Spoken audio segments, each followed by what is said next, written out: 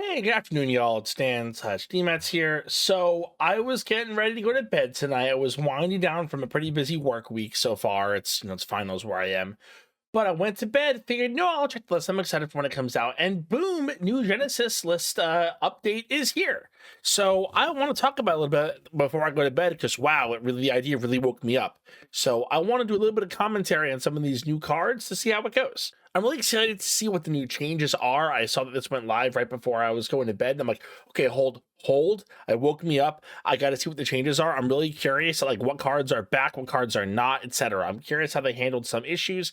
If I need to zoom out, I'll zoom out on this. But let's go through this. The first thing I saw here is a lot of Dracotail hits.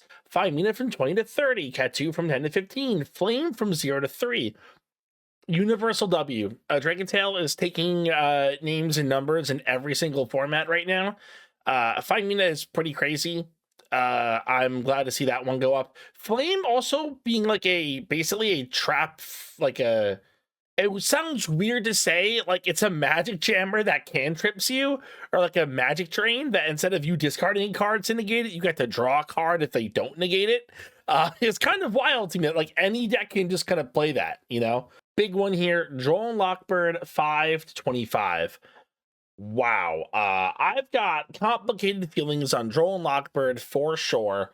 I'm not going to go too deep into them, but I want to give the long and short of it is I think it boxes out really obnoxious decks that are like in the metagame, decks that do too much with one card.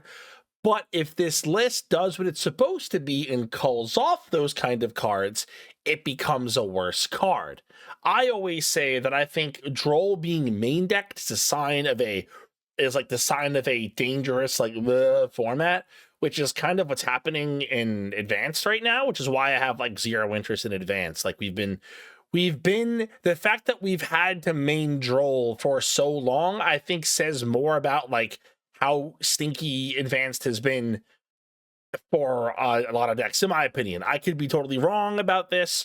I haven't really enjoyed like the new cycle of cards. Like turn 0 stuff is cool, but it seems like we're already dialing back on them again. And I know there are a lot of scary cards that are coming out in the next couple sets. I know a big one that we're going to be talking about when it comes out is Zarin the Chainbound Dragon. Basically a level 7 dragon synchro can negate and respond to something, or something that responds to something else. That card's going to be an opponent contention. I think a lot of decks are going to try to make room for it, but we'll see. All right, Nibiru the Primal Being from 5 to 6. Slap on the wrist hit. What are we doing? Cool. Now every deck, instead of every deck putting in 85 points of cards, go whatever, put Troll in the rest, right?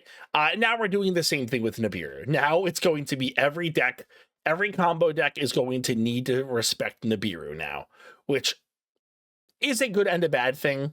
Like, I think if Nibiru is more omnipresent than Droll, it's easier to build around, but I also don't think that's going to lead for a very exciting play pattern. I think a lot of decks that are going to pop up are going to be decks that don't care about Nib or can put up a negate or play through Nib, you know?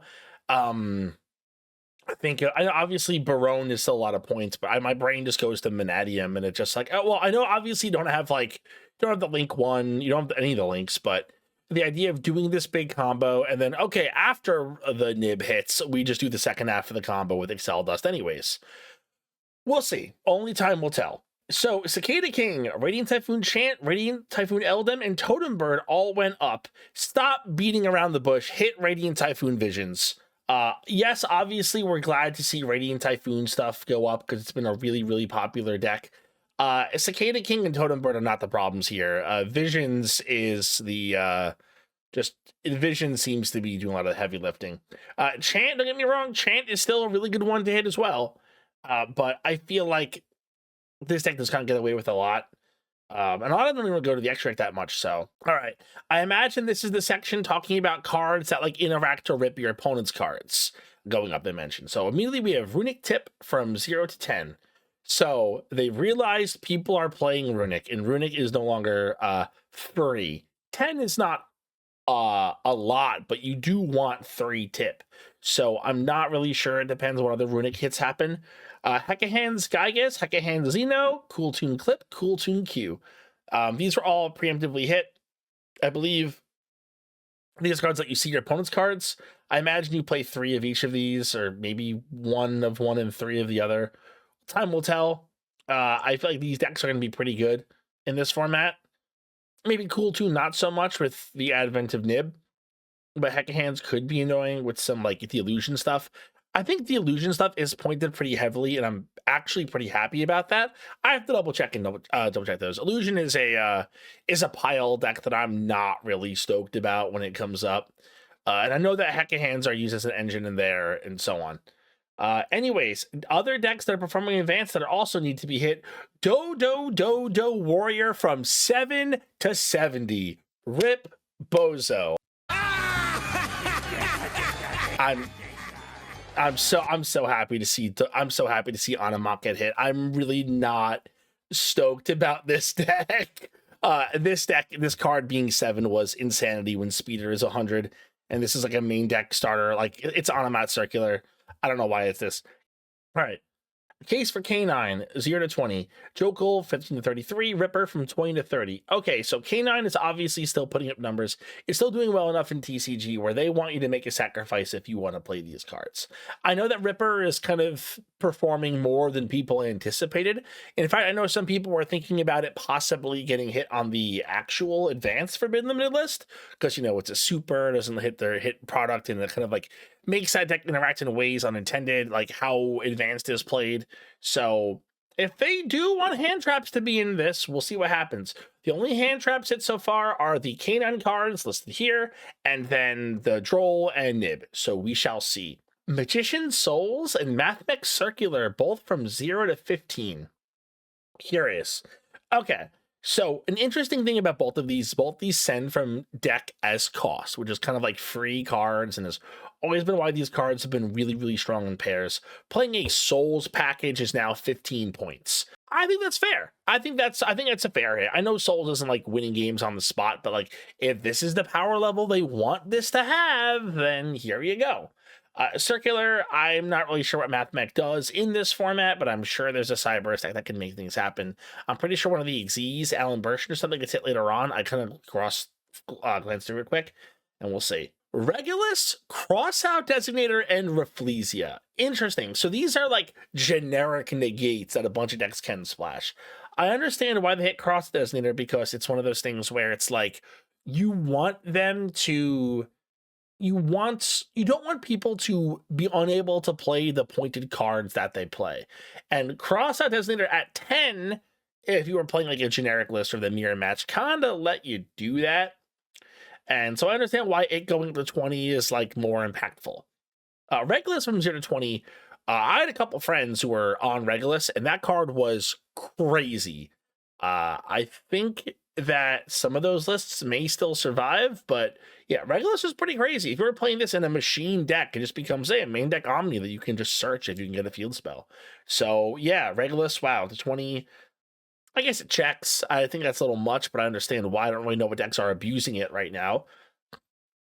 Besides, I think Crystron is abusing it, right? Crystron does a lot of crazy stuff right now as well. Rafflesia from 10 to 20. People were using Rafflesia as kind of like Silhouette Rabbit at home. I remember I thought about doing this one on my lists where you basically play one copy of Gravedigger's Trap Hole and you play a Rafflesia. So the idea is you make a Rafflesia early into your combo. That way, if your opponent does have Nib or they have a relevant hand trap, you can fire Rafflesia to activate Gravedigger Trap Hole, and then you can just negate the Nibiru or whatever other hand trap they try to go after you with. It's pretty funny. But interesting to see that it's hit for that reason. All right. Towers monsters. This is this section. Liger Dancer from 0 to 51. Okay, so Lunalights only get 1. You can have it, but you only get 1. Rongo to 60, from 31 to 68. I'm kind of just tired of seeing Rongo. Rongo just basically being a turn skip. On a decks being that cheap is kind of like, not really excited to see it around. Obviously, you can't play it with Onomat anymore. It's not as free, but a lot of decks were just playing... There are decks in the format, as corny as it is, that are just rank 4 turbo that basically put out Rongo with full mats and prey, you know. Super Quantum Met King Great Magnus, another Towers monster. I don't know about it to say. I haven't really experienced such super quant, but I imagine the Towers monster is going to be a universal inline hit. X Pearly Noir from 0 to 33. Okay, when they're also going to unhit the other bigger Pearly cards, Pearly, and Sleepy Memory. Okay. Oh, yeah, they went down a little bit. So Pearly is not a deck that I particularly enjoy. I think Pearly is one of those first decks that was like, I'm going to play all engine and then max out on interaction and hand traps, and that's the deck. This is one of the first decks out there, in my opinion, that was on like 18 hand traps at the time, and I think that's just a very boring strategy and play pattern. I can't get excited for Pearly. I know that my locals is a very big Pearly enjoyer, so I'm sorry to them.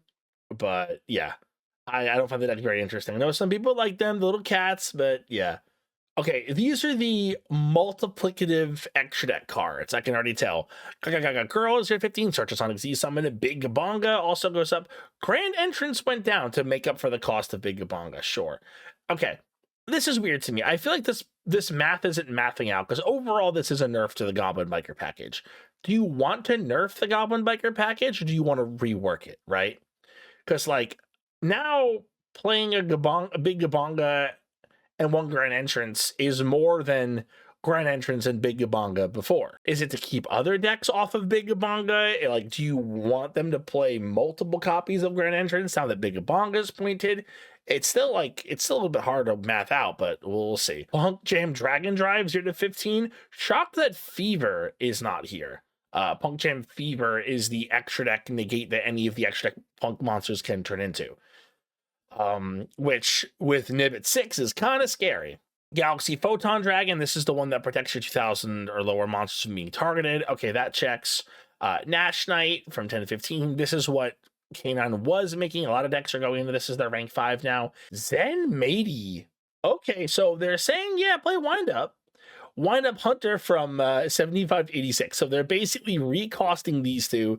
So if you want to play Wind Ups, you can't play them with Hunter, which I think is what all wind-up fans actually want. Also, Alan Bershin from 0 to 20. Alan Bershin is one that I mentioned before. It's a rank 4 that can be with 2 or more materials, and basically you get to search a different card based on the number of mats you made it with. So that's like an extra deck multiplicative card. I mean, Junk Speeder is the ultimate example of this. It's 100 points, but like, you're never gonna, never gonna see something like to that extent. I'm also kind of happy Excel Dust wasn't hit. Excel Dust is technically one of those multiplicative cards, even if it brings back from graves. So still keyword Excel Dust was going to get like a little slap on the wrist of 3 or 5 points, but yippee. Primera from 5 to 2, Trudea from 3 to 1. Okay, these are other archetypes that they want to see play. I don't want to see CenturIon see play, actually, thank you. I don't want them to do this play pattern. I know that they were Crimson Dragon Turbo, and some people insisted they're Kyrie to buy Crimson Dragon, but with Primera Primus and some of the newer cards, this is a pretty decent deck. I'm not sure about the play pattern, so we'll see what happens with it. But I do think that CenturIon is a bit more real of a deck right now. Why is the Battle Ninjas? 0. Yagamaru 0. Okay, so ninjas are off scot-free now. You get to play ninjas. Congrats for you. Deception from 33 to 40. They made Deception cost more? I don't think Deception was really putting up numbers, right? Like, OSS is already a bunch of points, so you can't go Deception searches as Amina cards. Okay, I'm not sure if there's some I don't know what Asmina card Deception of the Sinful Spoils is searching. I don't think it needed to go up. I don't really know what the deck was doing. Pure Asmina was like a fun Master Duel invention, but with reasoning other cards that are already really expensive, I don't really see the reason to make this card go up, but whatever. Maybe they don't want people on that list. Snake Eye Poplar are both free. I have to double check the cost of Bonfire. Obviously, there's no Link monster, so I'm not really sure what this is going to be doing. I don't know what rank 1s could use this. Obviously, you're going to make this with Flamberge. Maybe you can make some Synchropile with Flamberge now, but obviously not linking off Flamberge. This feels like it's a bit more of the intended Snake Eyes play pattern, but I don't think anybody really wants to do that. I don't think that's a really interesting thing to do. So in theory, someone could make the Diabell lore pile, right? Like people have her doing Master Duel. But if Deception is that glue that scares you from doing that, if OSS is already a bunch of points, then if OSS is already 100, then why did we buff Deception, right? Now, in theory, you could go all in on it and go, well, you can't go Deception anyways, but yeah, anyways. Hidden City. So that is for Subterrace. They're another flip control archetype. I'm not really sure why that was hit. That was kind of weird. Chaos Dragon Legionnaire, sure. Dragon's Light and Darkness, sure. Went down. Asceticism and Shian's Dojo. Oh boy. All right. Not really stoked to see Samurai cards go down, even though I'm a Synchro enjoyer. Yeah. Barry the Voiceless Voice and the Dear Servant bolt down 13 points each from 33 to 20. Wow. Okay. So I know that Voiceless Voice, a couple people at my locals have had that. I fought that a couple times on, playing Genesys online. That's a pretty decent buff for the deck. This deck can now exist and play more hand traps. And it is a really crazy deck that puts up layered interaction. And I can't say it's a bad thing. Like a lot of ritual. They did hit a lot of ritual stuff, the last one, but I don't think this deck was playing pre-prep. And I don't think this deck was playing Manju either. They do a lot of stuff in-house already. I noticed that Ash Blossom wasn't touched. The Molcharmies weren't touched. And it looks like the Rescue Ace isn't going to be touched. It's like the re-pointed section. These are archetypes that I guess like weren't enticing enough, but I'm like, all right. Labyrinth got reworked. Lady to 40. Lady is the hand rip that makes your traps unresponsible by monster cards. Big Welcome is to someone from deck. Welcome Labyrinth is the other interaction. I forget. Yeah. Welcome is I think they both summon from deck, but Big Welcome bounces one. They both have other utility effects in the grave. So they repointed Labyrinth. So now Labyrinth can also play other cards. They're basically playing one of each of the important Labyrinth cards. Took the deck from 99 to 80. Labyrinth is weird. Labyrinth is definitely a skill-based trap deck. It's really cool, the layers of interaction it can put out, but Labyrinth is kind of like a combo trap deck, which is really cool on paper. But a lot of the times the way it plays out, they end up searching like whatever normal trap that can like floodgate their opponent out of the matchup. Sometimes it's D-Bear, sometimes it's different dimension ground, sometimes it's one of the viruses. It's hard to get excited for Labyrinth. It's cool on paper, but then the play pattern is like, oh, we're just getting a hand trap. We're just getting a floodgate kind of thing. So I guess this lets them play some other cards. I don't like that this lets Labyrinth have rollback. So because I think rollback is 7 or 13. So now Lab can play a rollback, which is important to their game plan, but is also still kind of scary. Emergence, Soulstorm Emergence, Soulstorm of Moye. 10 years for I shoot into 3. Whatever. Okay. Swordsoul is a very consistent deck. I think Swordsoul is a fantastic beginner deck. I used to compare it a lot to like Dark Charizard in the Pokemon TCG a couple years ago, where it's linear, it's strong, it's hard to mess it up, and like as long as you know the sequence, right? A lot of the times you end up with a monster negates, 1200 burn, and then you have if you're playing Changing in the new one, because normally you just go Baron for a second banish. But what's cool about Swordsoul is it is in fact all engine. So, but now this let them play a lot more non-engine. I'm like, Swordsoul could still put up numbers, I think, to an extent. I expect to see quite a bit more Swordsoul at least like the lower levels for sure. Ashina, I'm not sure, because without the Link 1, Tennies don't feel as crazy. But I mean, the Swordsoul token is a normal monster, so there is that, and they're both like worm archetypes, so the synergy has always been there. And I'm pretty sure Ashina, the new one, is meant to bridge them in some way, so that'll probably see results. Denglong from 33 to 20, and Charge Light Brigade from 33 to 25. Okay.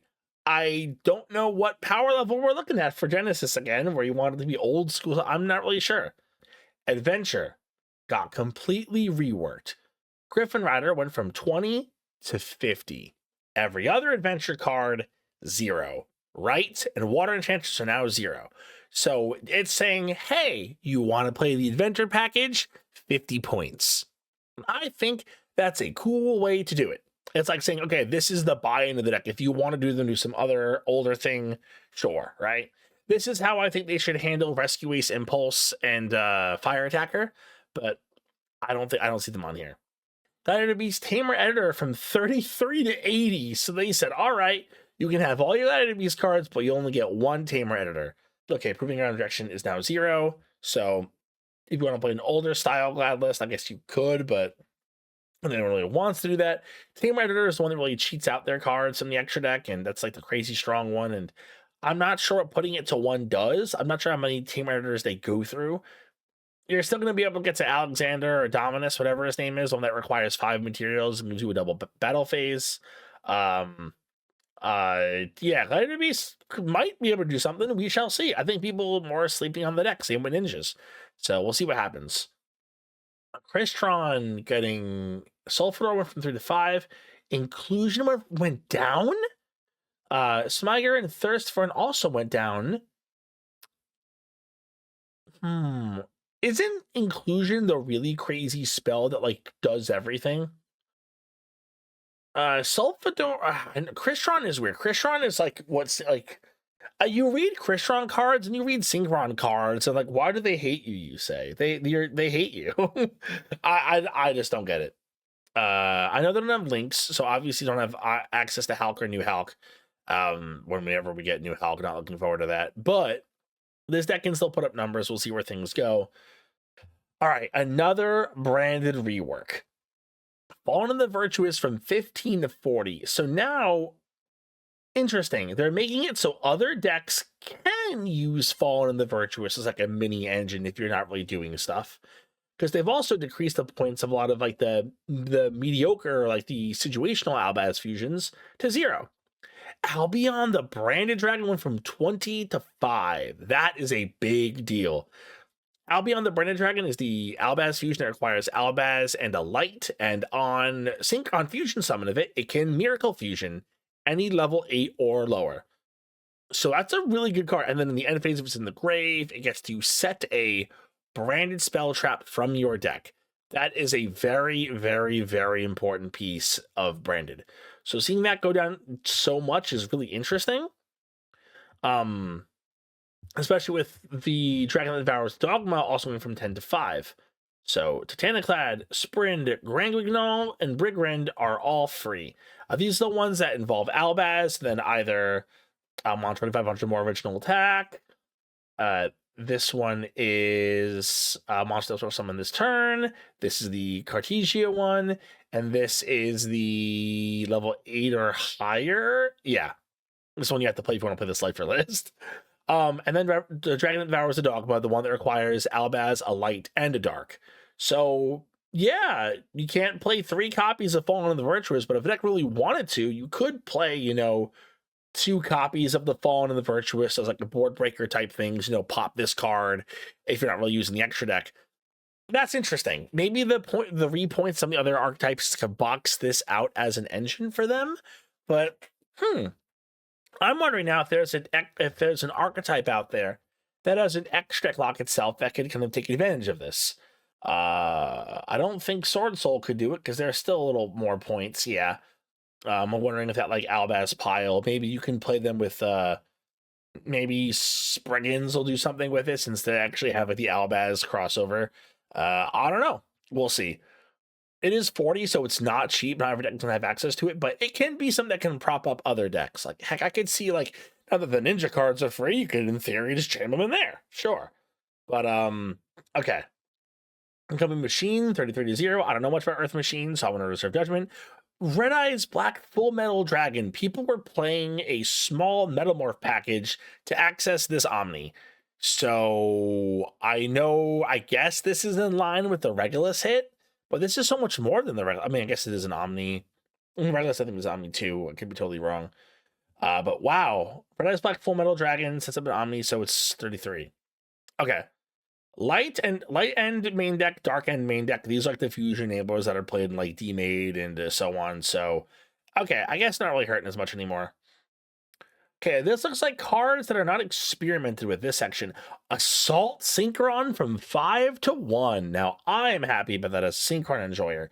I think now that they kind of hit some of the other cards, they're not really as scared about the interaction with Assault Synchron. Change of Heart from 10 to 7. Snatch Steal to 7 to 5. Judgment from a Karma Cannon. This is the trap book the entire board. That lab likes to go into. Dominus Impulse, Dominus Spiral, both going down by 5 points each. I'm not really stoked to see Impulse, but whatever. Duality from 10 to 3. Duality is such a weird card because like you have to read it multiple times. Seems really powerful.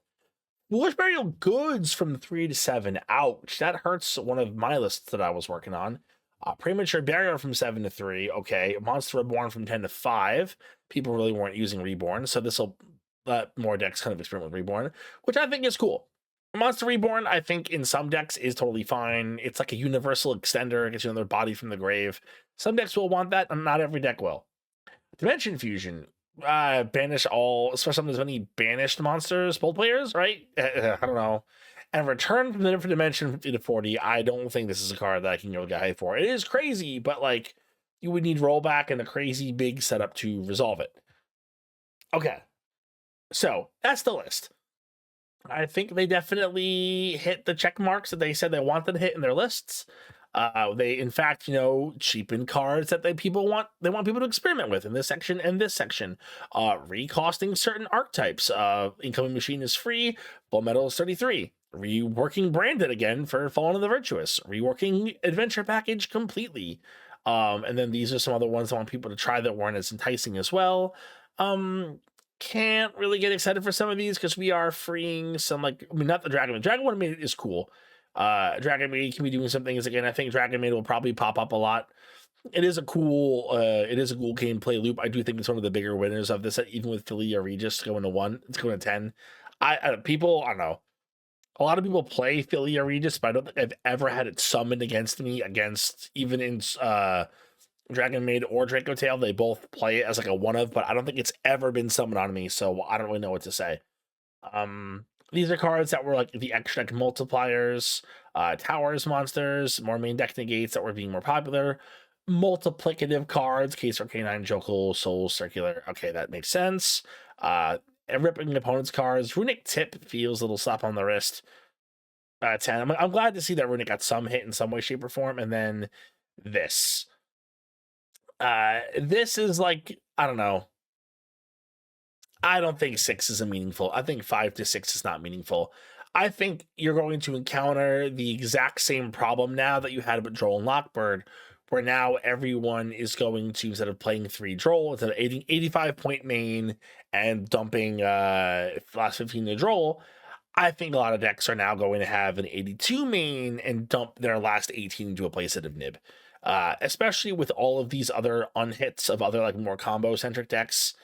Voice doesn't care. Swordsoul, I think does Swordsoul get under it? Moe token, Shishao, other guy token. No, you get him there. Okay, I should know by now. Adventure being reworked, so I guess if people want to try Adventure to kind of insulate against Nib, you could. Branded depends on the hand if they care or not, and Ninja, Glad Beasts, I don't know. It's just weird. Snake Eye, I'm a little iffy what the Snake Eye hit's going to do, but if nothing... All right, let's be real. How much is this going to change the metagame here? I don't know how much this is actually going to change. Obviously, it's going to change where not everyone is not playing Droll, but, Shifter wasn't hit, Charmies weren't touched, Radiant Typhoon got away with a lot here. Visions is still free. So we'll see how things go with that deck when those people are playing. I think a lot of people are going, what are people going to go back to with these hits? I think people are going to maybe check out Ninjas and Glad Beasts. I think more people might experiment with the Adventure Engine for better and for worse. I think Dragonmaid was a big winner. I think if they want the format to be at this swordsoul or Dragonmaids at release power level, that's not that long ago. I'm going to be honest, that's not that long ago. That's right after the pandemic, YuGiOh, after they hit a lot of sets, right?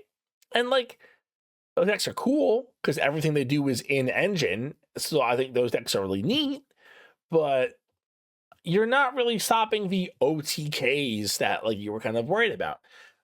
I'm trying to think about other decks that are out there and still putting up numbers. Artmage will still do really well. I mean, they might struggle. I don't know if they struggle with Nib. I don't really know much. I don't see that deck very often, but puts up numbers. I imagine Fire King might come back in a big way. Shifter decks are still here to stay.